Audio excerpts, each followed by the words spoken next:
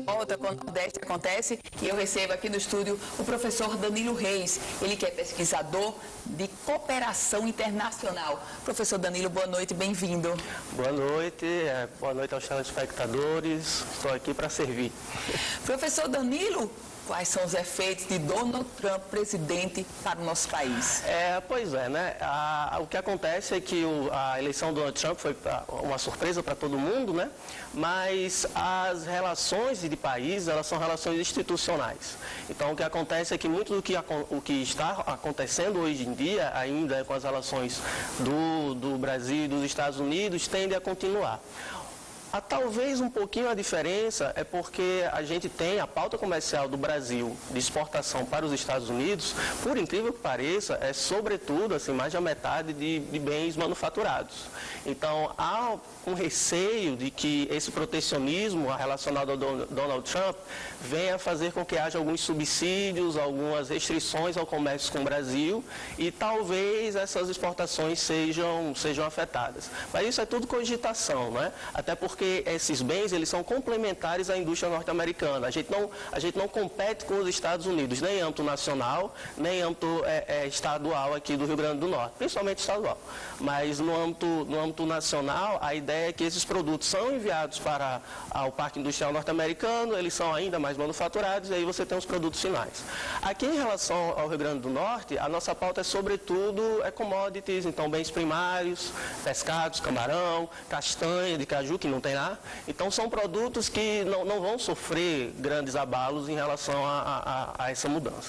Professor Danilo, houve quem achasse algum tipo de semelhança do eleitor brasileiro, que de alguma forma teve uma votação no não político, com a eleição dos Estados Unidos, que votou também em um não político, em um apresentador, em um empresário, como é o caso de Donald Trump. De fato, é uma coincidência ou são fatos que se entrelaçam, professor? Com certeza. O que acontece é o seguinte, há vários eventos. Esse ano, a votação do Donald Trump, a eleição dele, vem a coroar toda uma série de acontecimentos que têm acontecido justamente esse ano, que mostra que a população, ela não se sente representada nem pelos políticos, nem pelos partidos que existem, e é o que acontece aqui no Brasil. Então, a gente tem, por exemplo, a saída do Reino Unido, a votação e a confirmação da saída do Reino Unido da União Europeia, que ninguém previa aquilo, que a população era indicada pelos partidos, de todos os partidos, todos os políticos do establishment, né? Assim,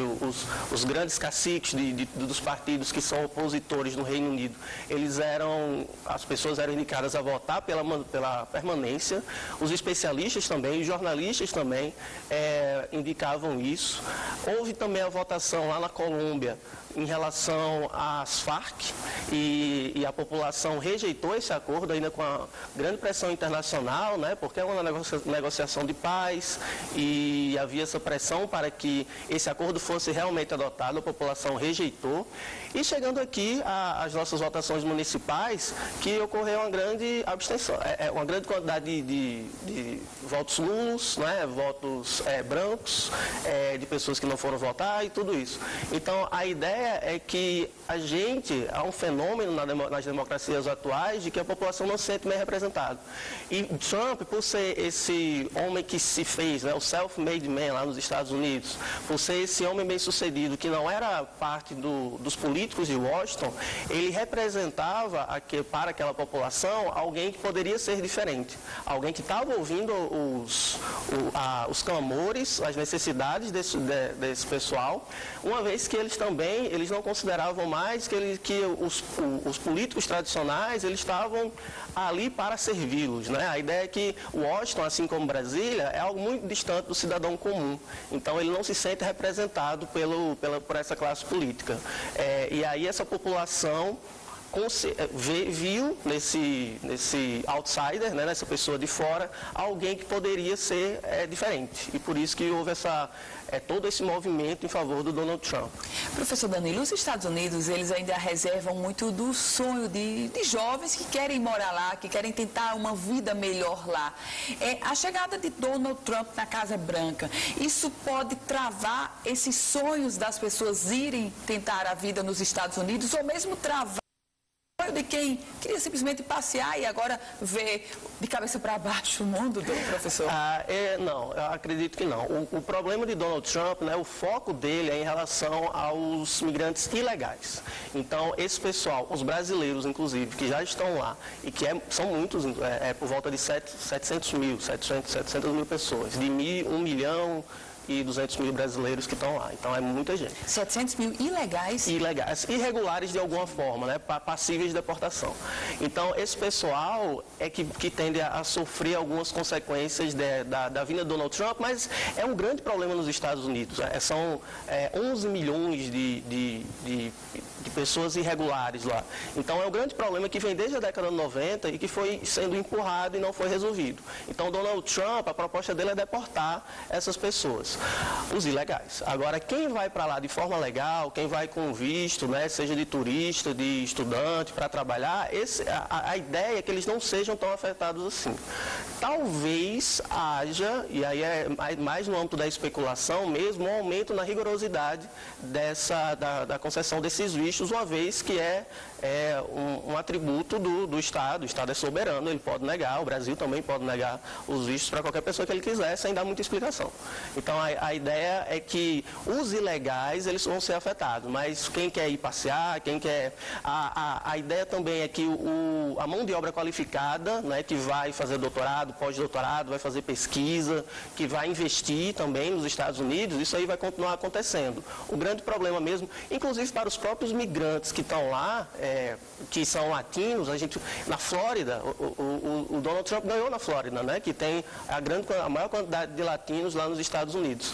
E contando com o voto desses latinos. Então, uma das explicações que a gente pode dar para isso é que aqueles latinos que estavam lá há muito mais tempo, né, assim, que são regulares, que são pessoas de bem, né, eles se sentem prejudicados quando esses migrantes ilegais, eles cometem crimes e isso estigmatiza toda a população dos latinos que estão lá, né? Então, isso aí tende a fazer com que eles votem, inclusive, no Donald Trump. Professor Danilo, como justificar que no dia seguinte à eleição de Donald Trump, o dólar chegou a 1,3% de valorização, a bolsa caiu pouco menos de 2%. Só que hoje o dólar subiu quase 5%, a bolsa caiu quase 3%. O susto está chegando agora, professor? Não, o que acontece é que os mercados são tão imprevisíveis que a gente não consegue muito bem saber do dia para outro o porquê dessas mudanças. Então, uma das explicações é que no dia seguinte à votação, o Donald Trump ele faz um discurso, né, assim, um discurso realmente de um estadista. Ele fala, vamos nos unir, ele dá a mão a Hillary e tudo. E isso aí acalmou um pouco os mercados. Mas a ideia é que essa instabilidade continue durante um tempo, pelo menos durante 1 ou 2 semanas, que ela amenize e que no começo do próximo ano, quando ele toma posse, volte um pouco mais, mas aí futuramente vai depender das ações que ele vai adotar, se ele vai realmente ser o Donald Trump candidato, não é? Ou se ele vai começar a fazer algumas concessões, tanto para o seu próprio partido, como para a outra metade da população que votou, na verdade, mais da maioria, né, que votou, que o voto popular foi a favor de Hillary, na verdade. Ele ganhou no voto no colégio eleitoral, assim como tinha acontecido em 2000, e também para os grupos de interesse, né, lá nos Estados Unidos. Um ponto, assim, histórico, que é fundamental a gente lembrar, é que lá na década de 70, no início da década de 70, quando Nixon chega ao poder, havia 2 grandes inimigos dos Estados Unidos, que era a União Soviética e a China, por eles serem comunistas. E os próprios assessores de Nixon, eles admitiam que os grandes rivais de Nixon, na verdade, não era nem a China nem a União Soviética. Era o Departamento de Estado, o Congresso norte-americano, a CIA, o FBI, ou seja, aquela estrutura interna de poder, de grupos de pressão que fazem com que haja limites para a ação do presidente. E isso tende a aumentar cada vez mais, hoje em dia, com a pressão pública, né, com as mídias, com as diversas organizações internacionais que existem hoje. Então, a atuação de Donald Trump vai ser muito mais limitada, até talvez, do que ele próprio achava que seria. A gente conversou aqui no estúdio com o professor Danilo Reis, ele que é especialista em cooperação internacional. Professor, obrigada, boa noite. Obrigado. Se você quiser rever essa entrevista completa, é só acessar politicaemfoco.com, o site especializado na política do Rio Grande do Norte e do Brasil. O Nordeste Acontece vai ficando por aqui. Você